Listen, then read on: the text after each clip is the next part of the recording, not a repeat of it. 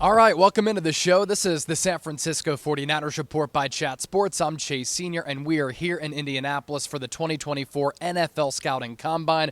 We're going to be here all throughout the week. Already today, we put up the entire John Lynch interview that's available on the San Francisco 49ers Report, and all throughout this week, all the rumblings that we'll be hearing, interviews with some NFL draft prospects, all that and a whole lot more right here on the channel. Make sure you subscribe as we approach 131,000 subscribers right here on YouTube. As for what we're getting into on today's show, latest on Brandon Aiyuk, the rumblings that I've been hearing, boots on the ground in Indy on the Niners' search for a new defensive coordinator. The Niners want Jauan Jennings back. He's a restricted free agent with free agency set to begin the second week of March, and the same can be said for Jon Feliciano. Let's begin on the Brandon Aiyuk front. This is one of the biggest storylines across the entire National Football League, and when Lynch met with the media for his first press conference of the 2024 offseason, coming on the heels of that Niners loss in the Super Bowl to Super Bowl 58, he was, of course, asked about the status of Aiyuk's new deal. Are the Niners going to trade him? What is his future? And does he have a future with the San Francisco 49ers?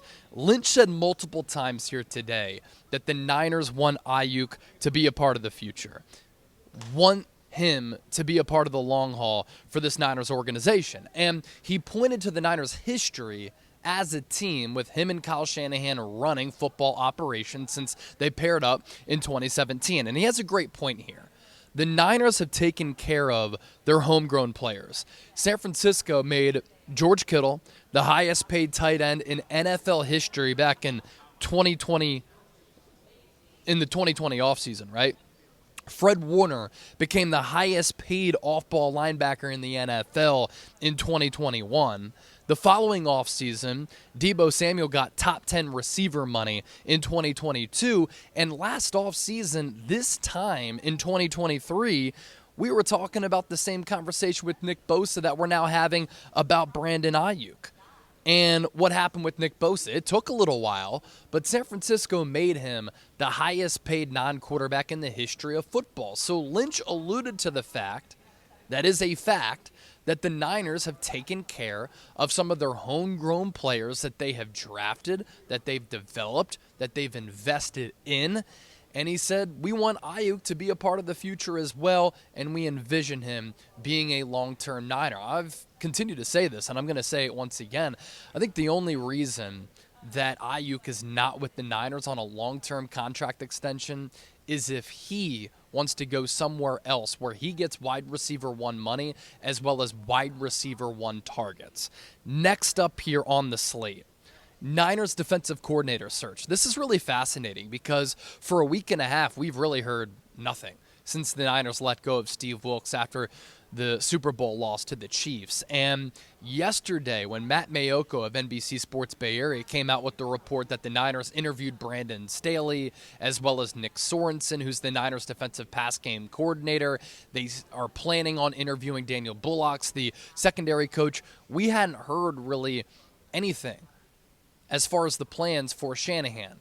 Now here at the NFL Combine, to kind of give you a peek into how things work and what the scene is here, it's a who's who of NFL insiders, of front office executives, of coaches who are here, players and former coaches who are looking for work. It is just an epicenter of NFL people here. So you throw out some feelers, you have some conversations with people, you do some research, and you try to find out some information. And the buzz around the Niners defensive coordinator search is very interesting. Now, John Lynch said that the Niners are going to make a decision in, quote, due time. But the buzz that I've been hearing here from the Combine, Kyle Shanahan, according to Mayoko, as we know, interviewed Brandon Staley, Nick Sorensen already. Daniel Bullocks is going to interview later this week. I also heard that here today. The Niners are going to interview at least one more external candidate, which is what I heard today, maybe two throughout the rest of the week. One of those external candidates might have to fulfill the Rooney Rule, which makes sense. A lot of the chatter is that if the Niners go internal here, it could be Nick Sorensen, defensive pass game coordinator. He's the only assistant on the Niners staff who has coordinator experience as well as play calling experience. So those are two things that are really important. If you want to rip Kyle Shanahan, last time he made internal hires at defensive coordinator, they worked out. D'Amico Ryans as well as Robert Saleh. Sorensen also got his coaching start with the Seattle Seahawks. And Lynch talked about the Niners defense today, and when he was asked about it, he said, we want to stick to what we do and what we know. And the Niners and the foundational elements of their defense, it is that Seattle type of cover 3 that Sorensen also knows really well. So you combine that with the fact that Sorensen has some coordinator experience and play calling experience as a special teams coordinator. If the Niners go internal, a lot of buzz. It could be Nick Sorensen, and we were talking about him about a week ago here on the show. As for Jauan Jennings, John Lynch saying that the team is trying to keep him beyond this season, either through the RFA tender or a contract extension. Another shout out to Niners and NFL News 24/7 on X. Came out with the report that the Niners are prepared to utilize that second round tender, which is 1 year, $4.89 million on restricted free agent Jauan Jennings. Source informed me that the Niners have begun contract extension talks with Jennings, and if no deal is executed, he'll get that second round tender. Jennings has obviously been really important to what the Niners like to do offensively. He brings toughness to the table, a willing blocker.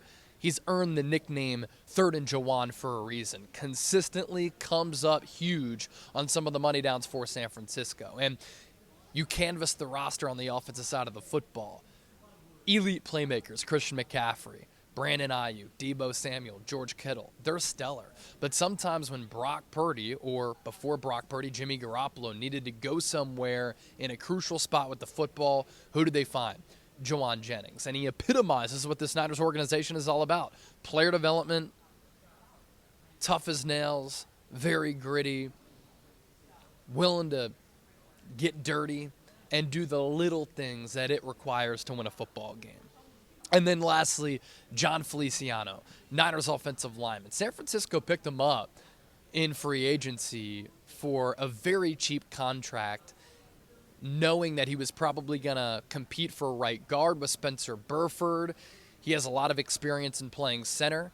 In 2022, he was the full-time center for the New York Giants. So the positional versatility along the offensive line is always really important. Feliciano has had that throughout his career. Bills, Giants, and he showed that with the Niners. When Aaron Banks got hurt at left guard, Feliciano filled in, played really well.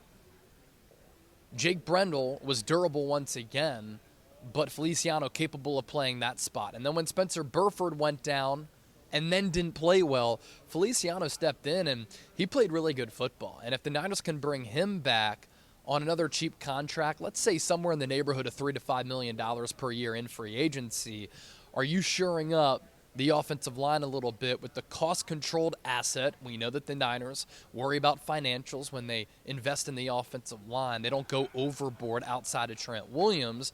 Are you working on that offensive line and addressing it in a way where maybe you bring back Feliciano to start right guard, and then in free agency you target a right tackle, or in the NFL draft, pick number 31 is where the Niners are slotted right now.